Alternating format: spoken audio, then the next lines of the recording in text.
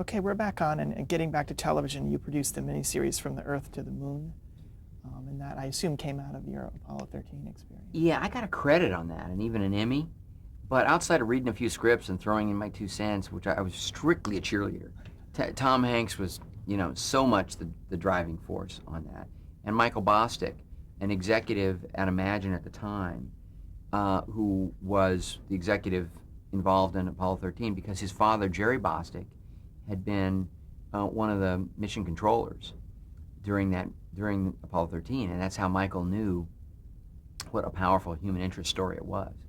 And so when I glance up at my 2 Emmys, one of them's Arrested Development. I feel very, very good about that one. I glance over at the other one and I kind of say, thank you, Tom Hanks. I'll keep it and I'll show it, and it sure is shiny and pretty, but I don't really claim any credit. So he brought it to your company? Or? Yeah, he basically, out of all the research that he was doing and that we were all doing for Apollo 13, he realized that every mission had a kind of story. And it was his idea that we try to take it to HBO. And so we did, and and I was a bit of a part of that. Very quickly I saw that I just wasn't particularly needed. Tom had a great sense of what he was doing. Bosstick was offering some support, and off they went and did it. You made a movie out of How the Grinch Stole Christmas, again, sort of a beloved television show. Were you worried that I hope this works?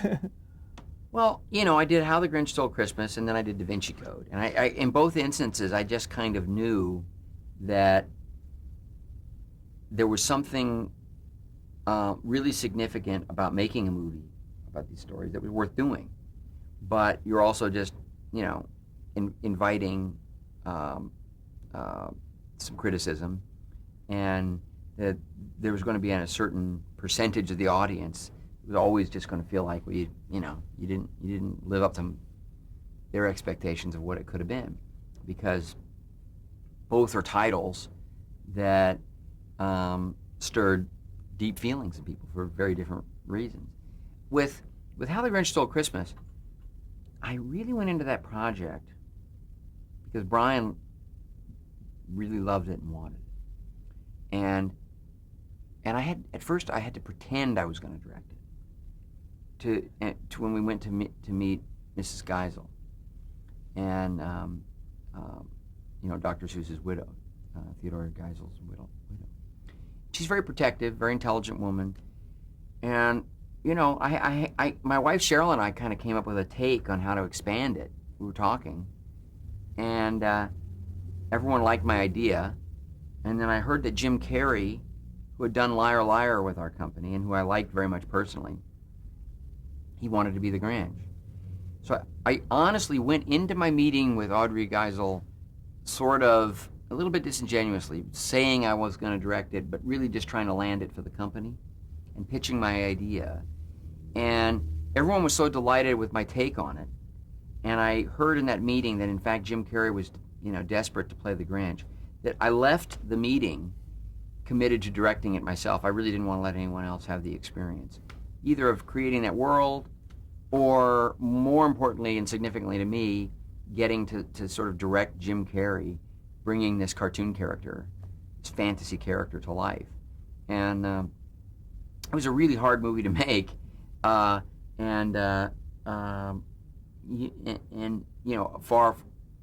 from perfect in so many ways.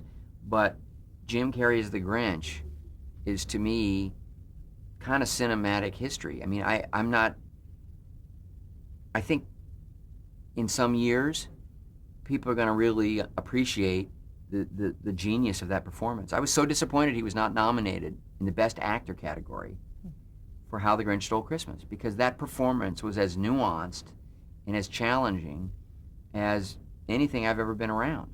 And, it always hurt my feelings a little bit that Jim didn't get the credit that he deserved as an artist for successfully working through that makeup, working through that costume, and literally bringing this fantasy character to life in such a vivid, detailed, entertaining, dimensionalized way. Was there improvisation in that? Oh yeah. Jim, he works closely on the script, works with you on the script, does the lines that work, but also you always want to give him the latitude to improvise because he's a genius. He does that impression of a director. Oh, that was he did. Oh, he was so delighted that day because he'd thought about that the night before, and he said, "Just tell me what the shot is. I'm just going to do this. You'll either love it or hate it."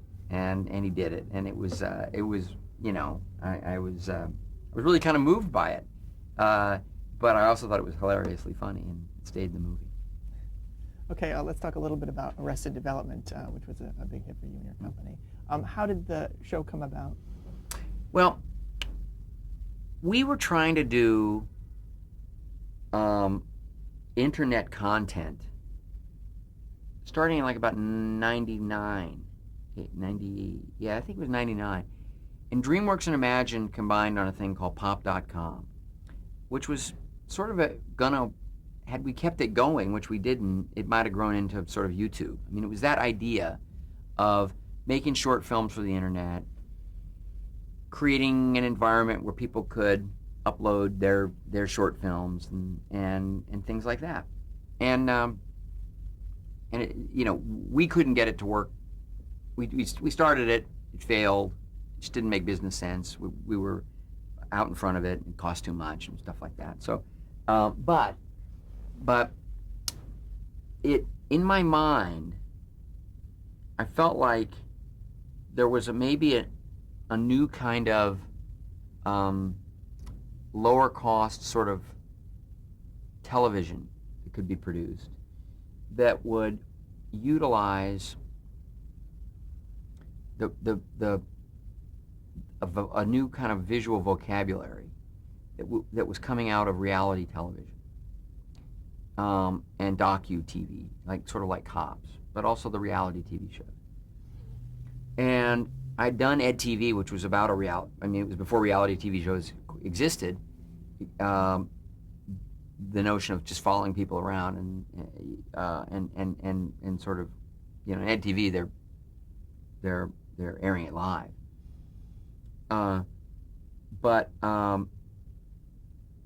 felt like that there was a way to do a sitcom that would feel very spontaneous and could be dense, comedically dense, because you could do more visual humor, you could be more cinematic, you could have a narrator, you could do flashbacks, you could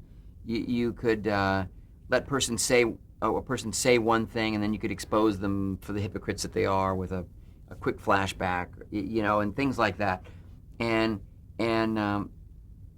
it could be a sort of a modern, more cinematic approach to a sitcom, but it would have to be genuinely funny, not just smug. So David Nevins at Imagine Films thought it was a fun idea, and I talked to a few different showrunners and creators of shows. Mitch Hurwitz was one of them, and he took to it instantly. He loved it. Not only did he like the tone, but he had this idea for this family, and the Bluths. And I thought that was a hysterical, set of characters and dilemmas to deal with, and the show was born. So it was kind of blending a general concept, sort of a visual cinematic concept, with a writer who had a set of characters in mind, and sort of a fractured enough sense of humor to be able to embrace this non-traditional approach. And you specifically met with people and told them that you have this idea of how to film something. Yeah. And what are your ideas? And did they bring ideas to the table? They knew this was happening and they brought the ideas to the table? Mitch was the only one who brought a really concrete idea to the table.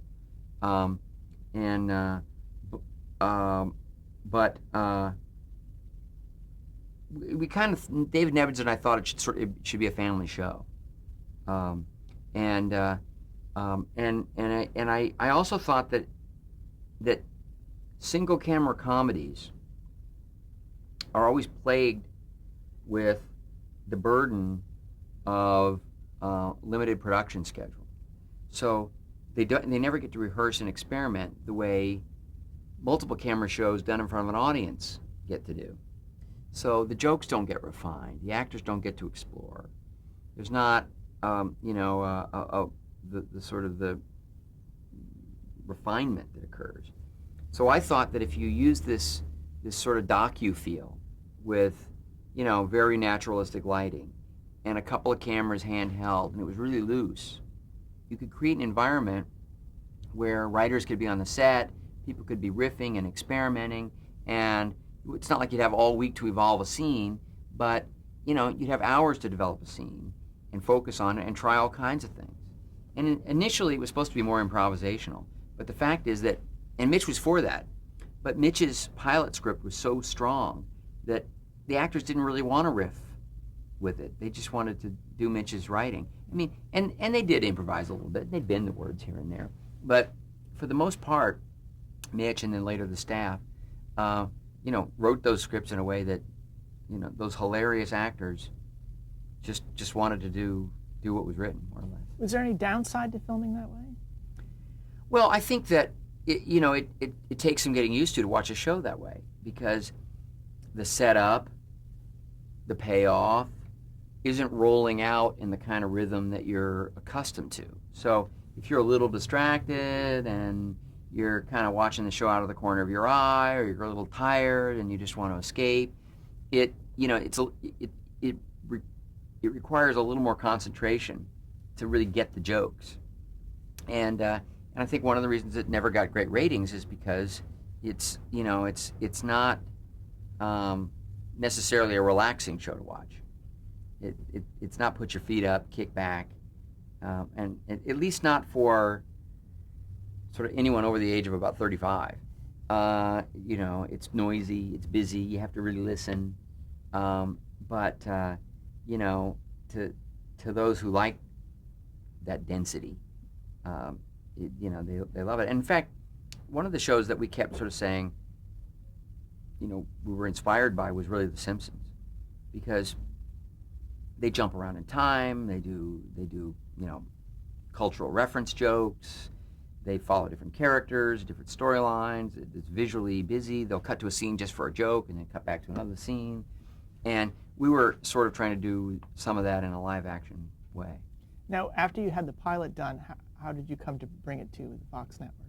Well, Fox Network paid for the pilot, and I was never really expected them to pick up the show, and yet they did, and I wasn't really supposed to be the narrator either. I just did that as a kind of as a temp version of it for the pilot, and then they said, without saying it was you, the narrator tested really well, so we just go do it.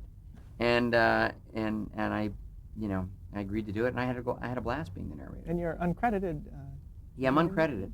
I just got in the habit of that from the pilot, and later on I was kicking myself, but I thought it would look really piggish if I started taking credit. Can you talk a little bit about the casting of the show? I wasn't really around that much for the casting. I was filming at the time, so I was getting tapes, but I was always getting tapes of the finalists. So everybody they were sending me was fantastic, even some of the people who didn't get parts.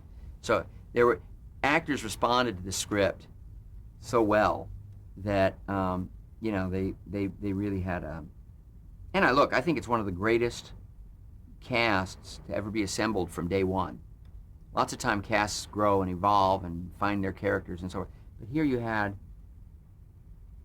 an unbelievable array of really talented, really funny people who were perfectly cast. And, they were really as funny in the pilot episode as they were in the final episode. They just hit the ground running. Can you talk about bringing in Liza Minnelli as a guest star? Yeah, that was Mitch's idea, and I did call Liza Minnelli because I know her a little bit and encouraged her to do it and kind of told her what the tone was and what we were trying for. And she was such a good sport that she wound up doing a bunch of episodes. It was supposed to just be a one-shot, maybe 2 episodes. Had she seen the show? She hadn't seen the show? No, but she came in and saw some of it with Mitch, and and I think she had a wonderful time doing it. And we had, so many great guest stars: Ben Stiller and Heather Graham and Julia Louis-Dreyfus, and on and on and on. Henry Winkler came in just to do 1 or 2 episodes and wound up, being basically a regular. He never had a series contract, but but you know, he was part of the family. As far How, as I how did he come to be involved? Not my idea at all. I just heard that they needed a lawyer, and what did I think about Henry Winkler doing it? And that's really who Mitch wanted, and I said, great, you know, fantastic. I was delighted. And then the character that Henry got to play with was just so demented and so unlike Henry in any way, shape, or form, and you know, unlike anything that he'd ever done before, that he just reveled in that character. He kept saying, I'm getting weirder and weirder every week, and I have no idea what my sexuality is. It's just completely up for grabs. I have no idea. But you just adored Mitch and the rest of the cast, and it was kind of a love fest over there. I mean, people realized they were involved in something that was genuinely good, very original, and you know, it's a shame we didn't make it and get to go on and on and on. But I think that Mitch and company created a lot of great, memorable episodes, and I think in this era of DVD and download, etc., I think that, you know, the show will have a long life. Why did the show have a narrator? Again, in the beginning, the idea of the show was that it was almost a case study of the Bluths, and so the narrator was tonally doing almost a sociological study. It was almost like next week this same narrator was going to work on a National Geographic documentary about the indigenous people of the Amazon basin or something, you know, and it was that kind of sociological study. And later they began to write the narrator a little looser and even give him an ego, but in the beginning it was sort of clinical, and so I thought that was funny, and so did Mitch. I also thought it was a great way to keep juggling all these storylines, because when in doubt, you know, if they needed to remind people how, you know, where you were in a story or how to follow the bouncing ball, the narrator could just do that job for you. So there was some functionality there. And how did the narrator serve in terms of the tone of the show? Irony, unintentional irony. Once in a while, intentional later. Once in a while, the narrator would just say, just look at how ridiculous these people are. And you know, the tone would reflect that. But it was irony. It was calling people on their hypocrisy, and then you know, and I was back in a way to being the straight man, like I was on Happy Days, and it, you know, just helping the story to move along. Can you talk a little bit about the time slot changes and the trying to get the show an audience? You know, I gotta say that the people at Fox really gave the show a lot of chances. You know, we all would have liked more advertising. We would have liked steadier time slots. There's some things that, you know, we would have loved. But if you put any of us involved in the show and gave us a lie detector test, I think, you know, I think if we were trying to tell the truth, we'd say, you know, Fox really hung in there with us and were, you know, very experimental in their, and ambitious in their appetite to try to find something new on television. What was the experience like winning the Emmy Award for the show? It was really a thrill because we were absolute underdogs. And at that time, you know, we really were hoping that we were going to break through and find a bigger audience. In fact, Mitch was hilarious because I think he said, you know, as he was holding the Emmy, "This is great. I want to thank everyone. And now, hey, I got an idea. How about you all watch this show? How about we do that? How about we watch it?" And you know, it was a brilliant thing to say, but it didn't really work. We always had a loyal audience from about our third episode on, and the numbers just about never grew or diminished. And, you know, it probably should have existed on cable. You know, had we been able to draw that audience on cable, you know, we'd still be going strong. But it wasn't ever quite a big enough, broad enough number to exist on network television. I also think it's sort of a, you know, look, I think it established a new kind of tone and visual look for half-hour television shows. And I think we're seeing more and more of it, all the time, and I think we'll continue to. But it was pretty weird for people to watch at first. Pretty odd show. The Office seems to be directly Yeah, but The Office existed at the same time that the original. that the original did. So I have to admit that when we were developing and working on this show, even though I'd had this concept, I was already able to see Office episodes. Mm-hmm. So in a lot of ways, they kind of got there first, but not to America. Okay, I want to mention one or two more shows, and then I have some summing up questions. Imagine worked on some series, and I just wanted you to comment on them. A show called Sports Night. Terrific show. I never was involved with the show beyond, being a supporter, but I didn't creatively contribute anything. I was just delighted to watch the episodes and and to get on the phone and tell Aaron Sorkin what a great job he was doing. Sort of another cult show. Didn't quite right become the series that you yeah. did. Yeah. What about 24?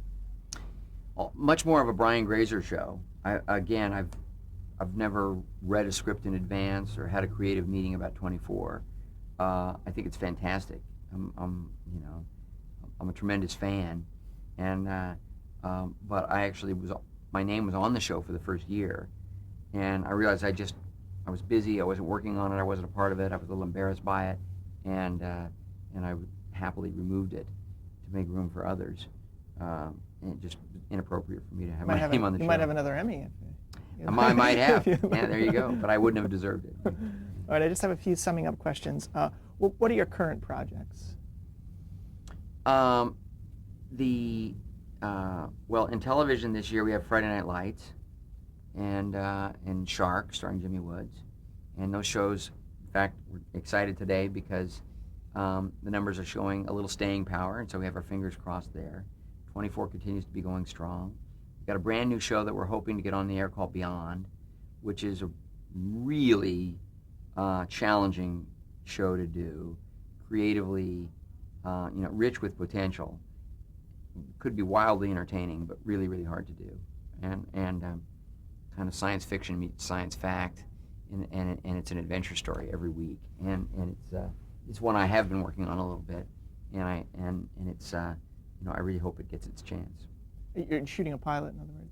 Pilot is done, mm-hmm. and Brett Eisner directed it and did a really good job. And so it's looking like it may get picked up. Great. What advice would you give an aspiring television actor? Well, I don't think there's I don't think there's any such thing as a television actor anymore.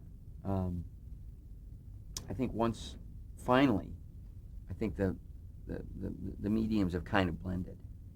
I think that for any actor who really wants to do great work, the thing I'd say is don't ignore television in favor of features, because the writing is great on television in many instances, and some of the best opportunities for actors I think now consistently exist on television. And if you care about how many great scenes you're going to get to do during the course of your year, if you have a good role on a television series, it can be very rewarding. Your daughter is getting into acting. Are you encouraging to your children to do entertainment? Have they got involved? No, I'm not encouraging or discouraging. Bryce is doing very well with her acting career, and just directed her first short film and enjoyed that as well. And so, I think she's going to have a very creatively rewarding career. She's got a great attitude about it all. Really loves it, and I'm happy she's found her way into this business because I think she'll enjoy it. I have another daughter, Paige, who's currently a senior at NYU, and she's a drama major and also very talented. And who's to say whether she'll love the business the way I do or her sister does? I have two other kids, Jocelyn and read, and they're not interested in business at all, but have their own dreams that they're pursuing, and I guess that's what I hoped for. My dad always said that before he left the farm, even though he was the oldest son and his father hoped he'd keep the farm in Kansas and stay on it and work it, his father put his hand on his shoulder and he said, "Son, the best advice I can give you is a feller ought to find something he loves and try to go do it. And I don't think you're ever going to love farming." And that was his way of sort of sanctioning, his son leaving and trying to do this wacky thing, which was find his way into the entertainment business. Changed the course of our family, though. It was really something. How would you describe your directorial style? I try to create an environment where foundation has been laid, soil has been prepared, whatever metaphor you want to use, for myself and other sort of creative leaders on a project to be able to do their best work. And I come with a plan and a point of view and a passion for a subject, or I won't do it. And I then hope that it grows from there. But I also feel that if great ideas don't emerge from the cinematographer or the actors or anyone else on the set that day, that my plan is a good one, and it'll yield something of quality that day. But I get most excited when it grows from there. So that's it. I think people feel safe because they don't have to come up with a big idea in order to save their careers. But it's an environment where they get listened to and great ideas get used, if at all possible, and that's exciting. I love the excitement of that kind of environment. I love that kind of exchange. It's also, whatever the tone, whatever the genre, it's for me, it's always some kind of an exploration. It's an exploration of the medium I work in. It's an exploration of the themes that the story is working with, and it's kind of pushing the possibilities of what those actors have to offer, and what we can get between the frame lines. Because at the end of the day, it doesn't matter how much money people are being paid or how many trucks you have on the sideline. It's what you get inside the frame. It's all anybody really cares about. It's all I care about. You won the Academy Award. Can you talk a little bit about what that experience meant to you? Yeah, it was a relief because I'd kind of been in the hunt and been close a few times, and I hadn't gotten the nominations, and then in other instances been involved where we had gotten the nominations and like for Best Picture on Apollo 13 and didn't win. So it was a huge relief, but one thing that sort of applies to our conversation today is that, of course, the Academy Awards is one big TV show. And when Mel Gibson, opened the envelope and said Ron Howard, that was great because Mel and I had already worked together, and I was thrilled by that. In fact, Mel had told me he was going to read my name, and I didn't. And he's crazy enough that I thought, oh no, he's enough of a practical joker that he's just made up his mind that I'm getting the award, no matter what. So I thought two things. A part of me thought, oh shit, Mel wouldn't really do that, would he? But two, as I was walking up, there was a crane that suspends out over the audience with a camera on the end of it, and it's moving along with, the winner as the winner moves toward up the steps. And I glanced up at the crane, and it bobbled. Just the camera went like this. And I thought, oh, they're going to have to do another take. For that moment, I was just an actor. They were going to send me back to my seat and do another one. And then I realized it was live, it was real, and I was going to get an Academy Award. I did make Mel show me the envelope just to make sure. I don't think I would have given the award back if it had somebody else's name on it, but I did want to know, and thank God I had my name on it. Okay, we're at the end of our time and the end of our tape, so I just Great. want to thank you so much My for pleasure. doing this for us. Fun. Thank you. Okay.